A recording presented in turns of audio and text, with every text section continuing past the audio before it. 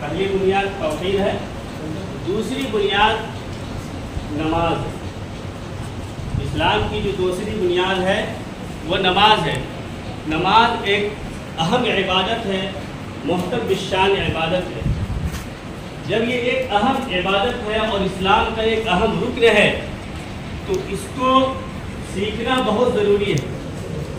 بہت سارے لوگ نماز میں ایسی ایسی غلطیاں کر دیتے ہیں جس سے نماز ہوتی ہی نہیں ہے، نماز فاسد ہو جاتی ہے۔ اس لیے نماز کا سیکھنا نہایت ضروری ہے۔ جو طریقہ آپ کو بتایا جائے اسی طریقے پہ انشاءاللہ ہم لوگ نماز پڑھیں گے انشاءاللہ۔ نماز ادا کرنے سے پہلے 7 شرائط کا ہونا ضروری ہے۔ نماز کے 7 شرائط ہے نا، وہ 7 شرطوں کا پایا جانا ضروری ہے۔ اگر اس میں سے کوئی ایک شرط چھوٹ جائے تو نماز نہیں ہوگی۔ نماز سے پہلے کی جو شرائط ہے، پہلی شرط کیا ہے؟ بدن کا پاک ہونا۔ نماز کے صحیح ہونے کے لیے بدن کا پاک ہونا ضروری ہے۔ اب بدن کی جو پاکی ہے وہ 2 طرح کی۔ انسان جو ایک تو حدث اصغر ہے، ایک حدث اکبر ہے۔ حدث اکبر کہا جاتا ہے اس کو کہ جس سے انسان کا پورا جسم ناپاک ہو جاتا ہے۔ حدث اکبر اگر ہو گیا ہے کسی کو تو وضو کرنے سے اس کی نماز نہیں ہوگی۔ حدث اکبر کا مطلب ہے اس کا پورا جسم ہی ناپاک ہے، اس کو غسل کرنا پڑے گا، اس کو نہانا پڑے گا۔ بغیر غسل کیے ہوئے اس کی نماز نہیں ہوگی۔ ایک ہے حدث اصغر، چھوٹی ناپاکی۔ جیسے بے وضو انسان ہے تو بے وضو کو حدث اصغر کہا جاتا ہے۔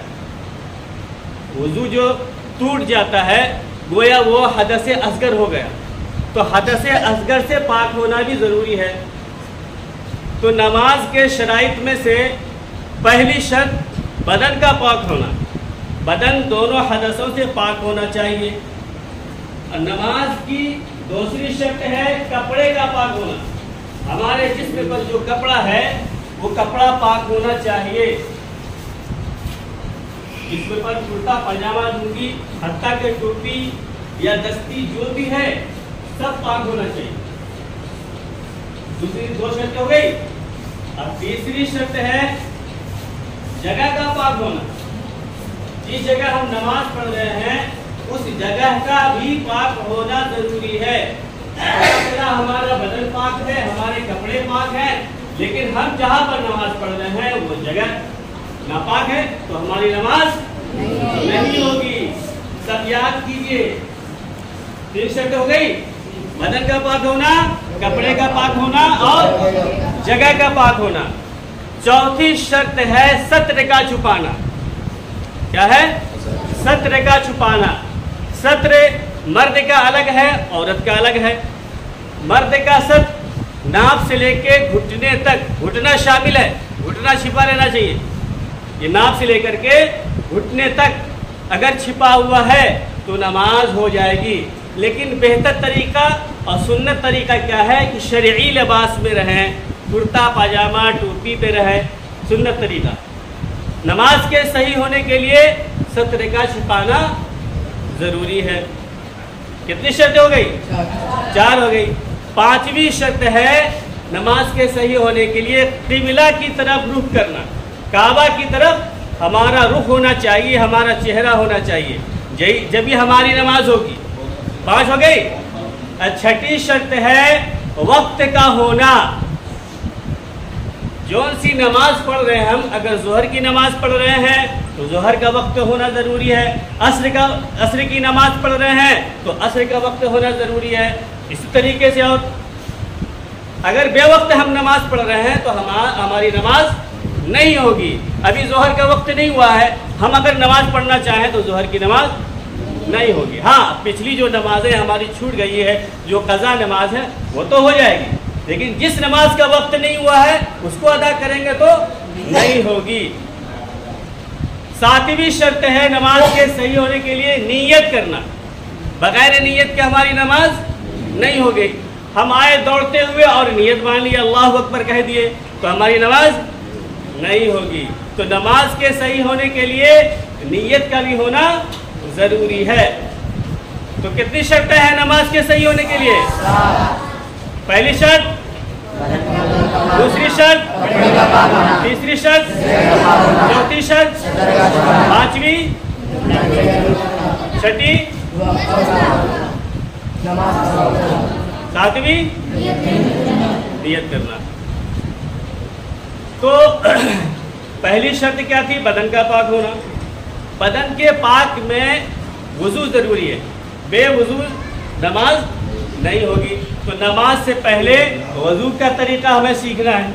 ابھی نماز کا طریقہ نہیں بتایا گیا ہے، نماز کے صحیح ہونے کی شرطیں بتائی گئی ہیں. نماز کے صحیح ہونے کی شرطوں میں سے ایک شرط کیا ہے؟ بدن کا پاک ہونا، یعنی باوضو ہونا. پہلے آپ وضو کا طریقہ سیکھ لیجئے. وضو شروع کرنے سے پہلے کیا کریں گے؟ ہم کیا کریں گے؟ نیت کریں گے. وضو کے فرائض 4 ہیں، وضو کے فرائض، لیکن سنتیں 13-14 ہیں. وضو کے فرائض 4 ہیں. پہلی فرض کیا ہے؟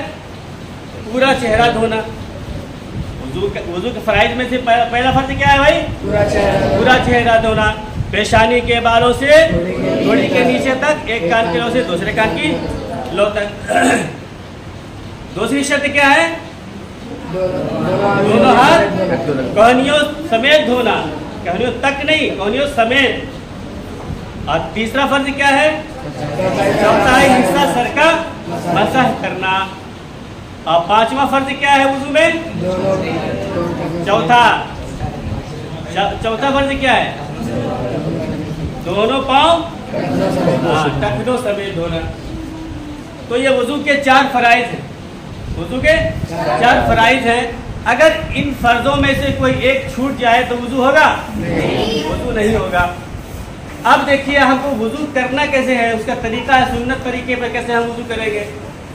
سب سے پہلے ہم نیت کریں گے، وضو کی نیت کریں گے، اور اس کے بعد بسم اللہ پڑھ کر کے ہم وضو کریں گے. بسم اللہ الرحمن الرحیم وضو شروع کیے. اس کے بعد دونوں ہاتھ کو گٹوں تک، یہ گٹا ہے کلائی، 3 مرتبہ دھوئیں گے. کتنی مرتبہ؟ 3 مرتبہ. اس کے بعد کیا کرنا ہے؟ مسواک کرنی چاہیے. مسواک کرنا بھی سنت ہے. مسواک کے بہت سارے فوائد ہیں، 70 فوائد ہیں. تو مسواک کرنا چاہیے. اگر کسی کے پاس مسواک نہ ہو تو اپنی انگلی سے دانت کو مل لیں، رگڑ لیں. اس کے بعد 3 مرتبہ اچھے سے کلی کرنا چاہیے. 3 مرتبہ کلی کرنا چاہیے. اس کے بعد ناک کی نرم ہڈی تک 3 مرتبہ پانی پہنچائے. ناک میں اگر کوئی گندگی ہے تو اس کو صاف کرے اس کو. ٹھیک ہے.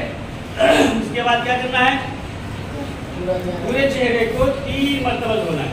1 مرتبہ دھونا تو فرض ہے، 3 مرتبہ دھونا کیا ہے؟ سنت ہے. اس کے بعد پورے سر کا مسح، کانوں کا بھی مسح. پورے سر کا مسح، پھر کانوں کا بھی مسح، یہ گردن کا. ٹھیک ہے. اس کے بعد کیا کرنا ہے؟ دونوں پاؤں کو 3 مرتبہ ٹخنوں، یہ ٹخنا ہے، ٹھیک ہے، ٹخنوں تک 3 مرتبہ دونوں پاؤں کو دھونا ہے.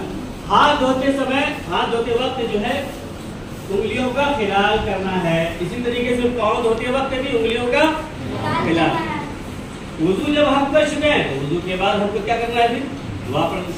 اشہد ان لا الہ الا اللہ وحدہ لا شریک لہ واشہد ان محمدا عبدہ ورسولہ اللہم اجعلنی من التوابین واجعلنی من المتطہرین.